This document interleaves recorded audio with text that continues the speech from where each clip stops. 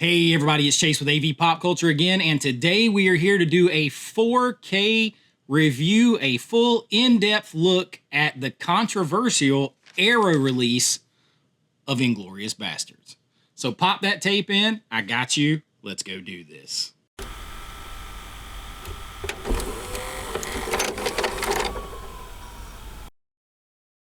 All right, so Inglorious Bastards, the Arrow limited edition 4K release here. We'll do a little bit of an unboxing, but that's not what this is really about. I'm going to kind of take a look at it because as I had said, I was surprised. The rumor was, and Arrow didn't put out the rumor, like they didn't squash the rumor, that they reused an old 4K transfer that was somewhat divisive out there.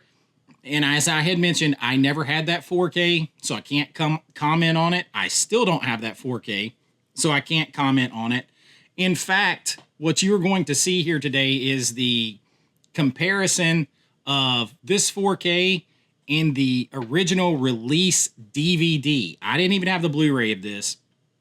If you guys follow me, you know I didn't jump into buying Blu-rays, so a lot of 4K stuff is fresh upgrades for me. My dad gave me this years ago because he really liked this movie. I got it he gave it to me at Christmas. And so we're going to take a look at how these two compare. But really, what I wanted to see from a filmmaking standpoint, not just a fan standpoint, but from a filmmaking standpoint, why there was hate. If this is the same transfer, I went into it, and I've watched it through a couple of times now. I went into it looking for a reason why people are upset with this transfer. If Arrow did a new encode of it, you guys know I covered encodes. Nothing magic happens there. They might have done a new color grade. They didn't say they did. For all intents and purposes, it looks like the exact same transfer.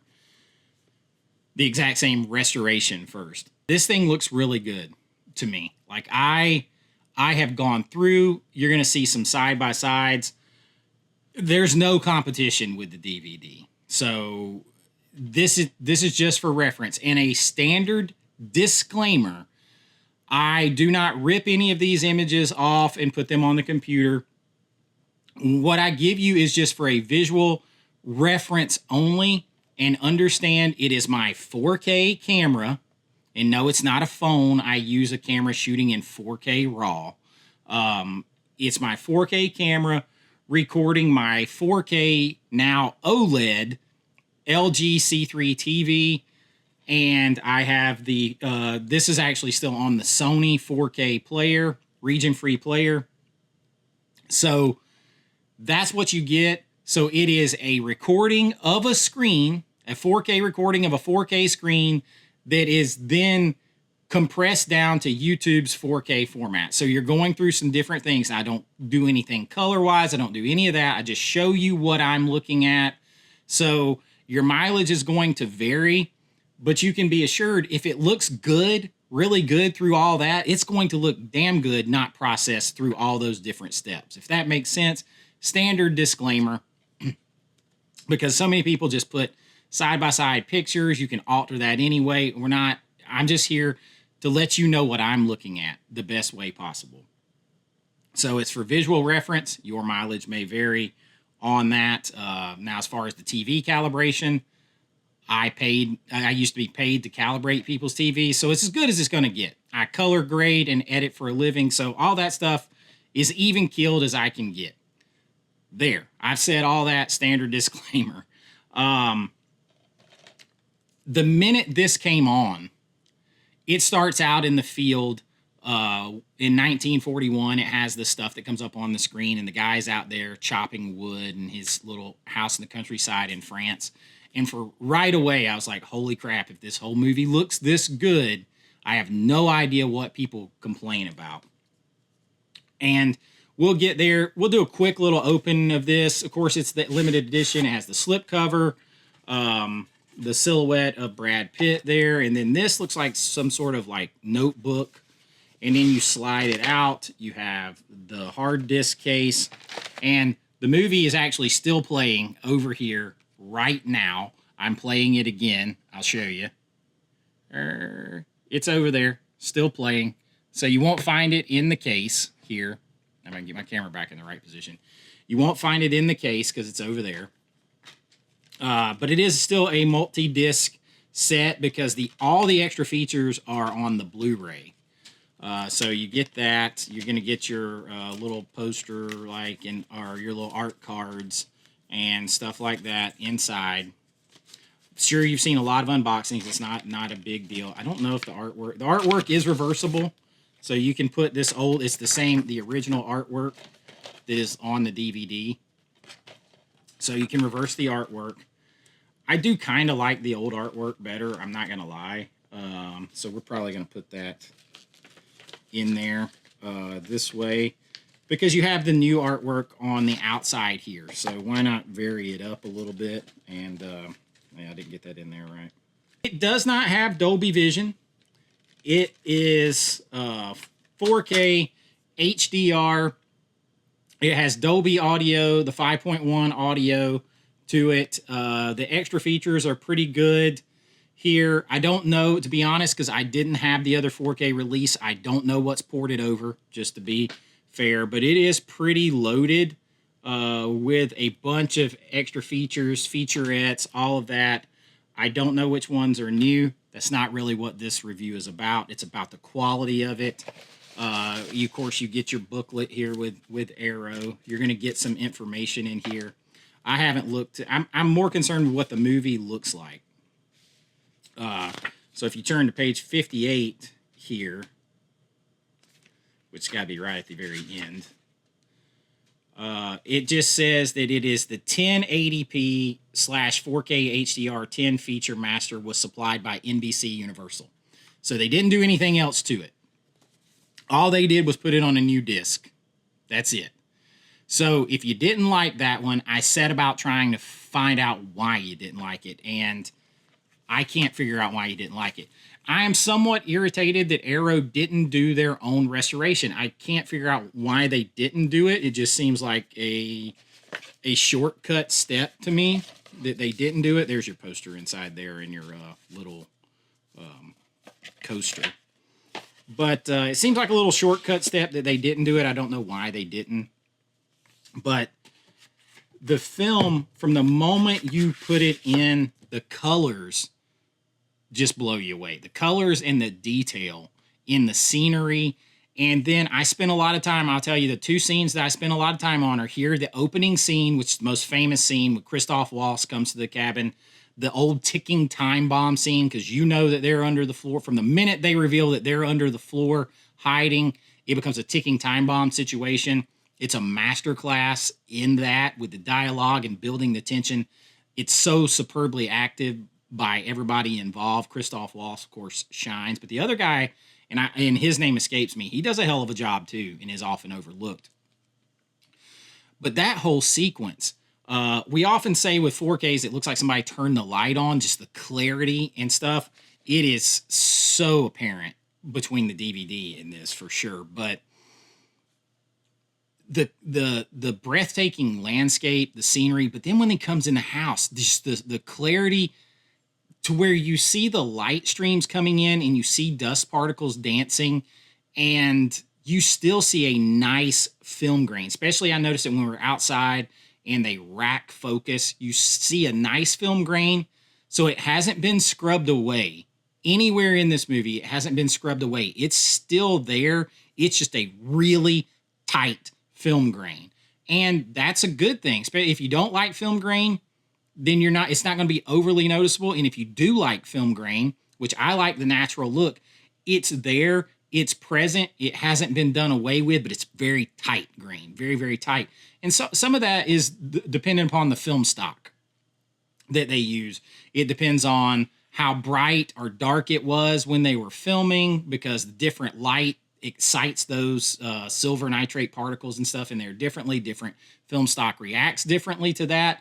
That's why you get different grain levels. And if something is overlit, it'll blow it out and make those particles dance too much to where they cause a lot of noise. And if it's underlit, they're grasping for every bit of light. So every time they get a piece of light, it reflects off of them hard.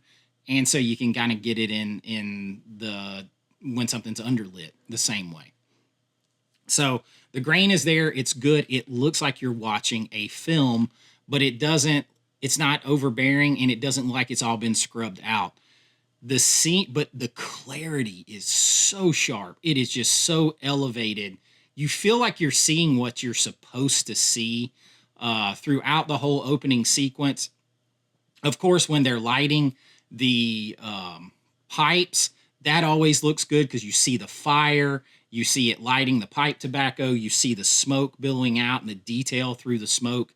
It's all there. You see, even when they're sitting there he's having a second glass of milk, I never noticed. You see a damn moth fly in randomly and then land on the side of the glass of milk. I had never noticed it. Maybe you could have seen it before. But once I noticed it on the 4K, I was like, wow. But to me, it's the clarity of the face, the way the costumes pop, the way everything just is. I mean, it's in 4K, ultra high definition, just popping in your face. And part of that is because it was shot so well. The old saying is garbage in, garbage out. The reason some 4Ks look better than others is because they were shot and lit better than others. So you have a good quality source coming in, you have a good quality source going out. Now, I spent a lot of time comparing the opening sequence here where they're setting in, and I've probably been showing you this as I'm talking, but when they're, all in this area, the opening sequence where he comes in and he's looking for them housing enemies of the state, and that whole conversation, and then the scenery, the landscape around that house is just next level. And when he's going to shoot Shoshana as she's running away, and then you see her run off, man, it's just the way it cuts from his face. It's so crisp. And then the beautiful colors, the colors really stand out, and the gradation, the separation from the color to color is there because it's like it's fall and the leaves are changing. It's just not there in the DVD. It's just kind of bleh and muted out. But then I go to towards the end where Shoshana is getting a 35 millimeter print made that she's going to splice into the movie. And the reds, oh my goodness, the reds, which are used for effect, all right, because she's planning something violent to do. She's planning her revenge. So the red is very symbolic, and boy, does it pop out.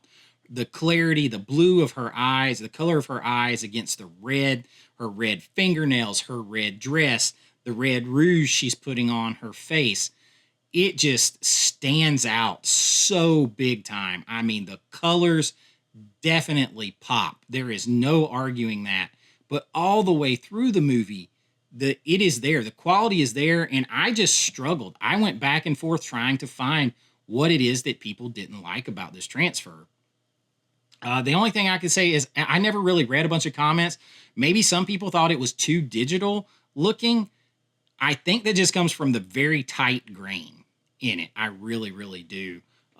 Because to me, someone who has to shoot movies in digital because of money and doesn't really like digital, I have my antenna up all the time for stuff that I'm like, that's digital. That's digital. This does not give me that in any way, shape, or form. You see all these beautiful dust parts. Like, one of my favorite things is when you get beams of light, or you get a good lighting where you see dust dancing in the light. Man, that's such a cool look. And a lot of times they'll use like aerosol, cinematic smoke aerosol to have it come up through light because it just looks so damn cool, diffuses the light, cuts through the light.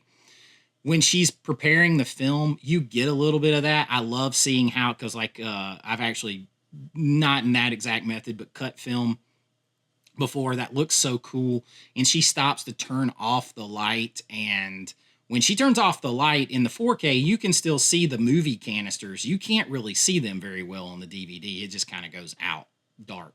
So it loses a lot of that dynamic range between the darkest dark and the lightest light.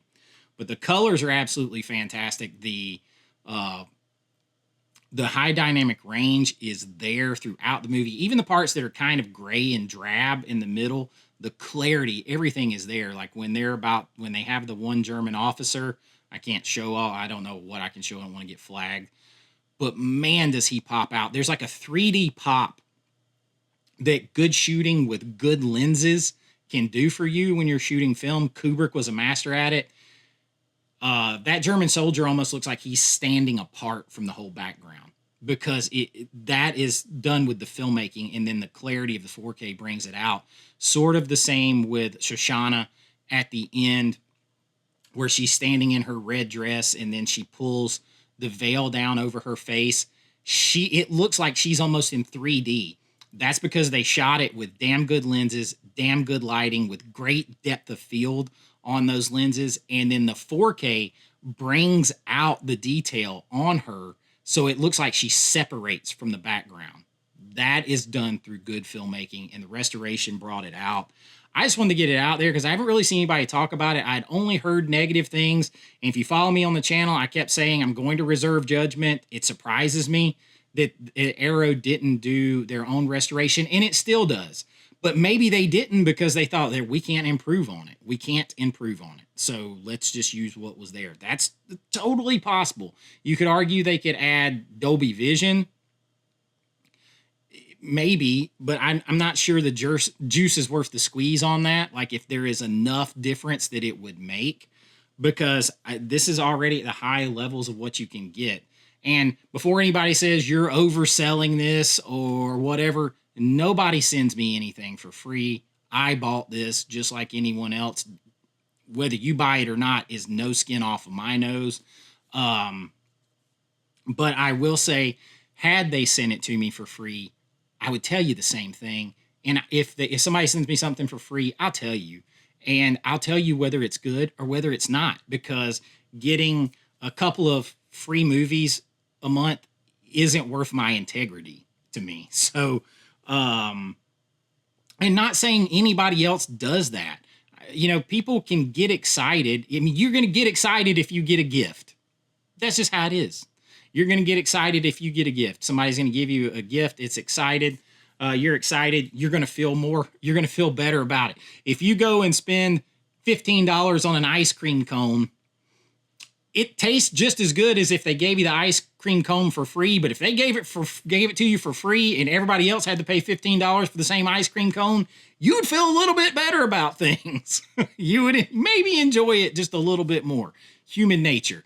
But I will tell you, Arrow could send me their stuff free each month. Screen Factory, Vinegar Syndrome, Kino, 88 Films, whoever. Nobody does. If they did, I'm going to tell you one way or the other whether it's good or not. If I'm reviewing it, I'm going to tell you. And they can decide to stop or send me more, but I'll always tell you the truth.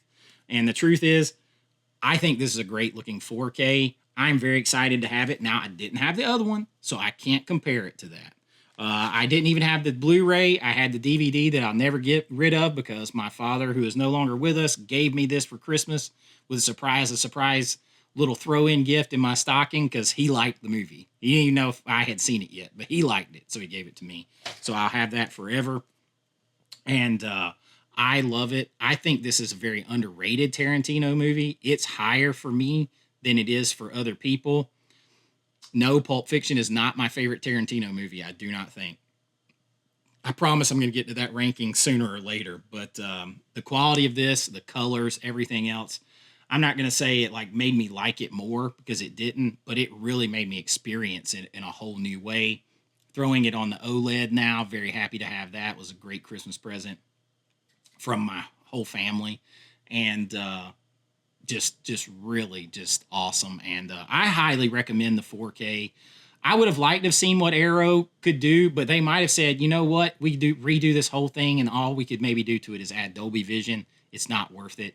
In that case, I agree. But if you're a fan of this movie, I think Arrow's stuff is 50% off right now with Barnes & Noble. Be a good time to grab it. I'll throw it on here, the Amazon link. You guys can always check my links. That helps out the channel. But honestly, you know, it's totally up to you whether you get it. It's no skin off my nose. I'm just telling you, I think it's a damn good looking 4K. If it is the same transfer that people complained about, from a filmmaking standpoint, I don't see what there is to complain about. I'm not getting into megabits per second, and neither should you, because that all that is the amount of data at any given second that's coming through. And guess what? If the scene is completely pitch black, it has less, it's probably going to have less megabits per second because there's less information there than if there is a bunch of stuff and dynamic colors and action and stuff all over the place. The signal's carrying more data because on print, when they shot the principal photography, the camera image was carrying more data. If it's completely black, it's less. So that fluctuates by the second. It really doesn't make the difference that people think it does. It really does not. This is a great 4K right here. I think it sounds good. It looks good. I highly recommend, and I just don't see the problem with it before. I can't tell you if you've already got it, you should upgrade, because I don't have the Blu-ray. I can tell you it's a hell of a jump from the DVD, and I can't imagine the thing looking any better than this. So that I can tell you, and I recommend another good release from Arrow right here.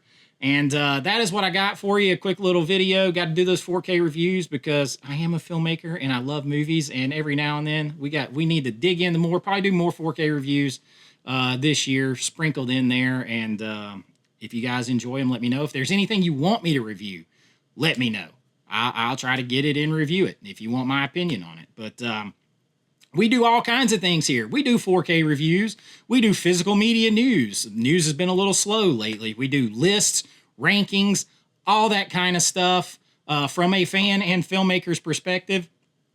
If that's your jam, please ring that bell so you never miss any video. Like and subscribe because it helps that YouTube algorithm. It helps us get found out there in YouTube space and grow the pop culture family. And if you want to support the channel, you can join right here, become a channel member. You can join at my Patreon link or right here on YouTube, a couple dollars a month, depending on your tier. You get all kinds of good stuff, including your name and lights on every single video.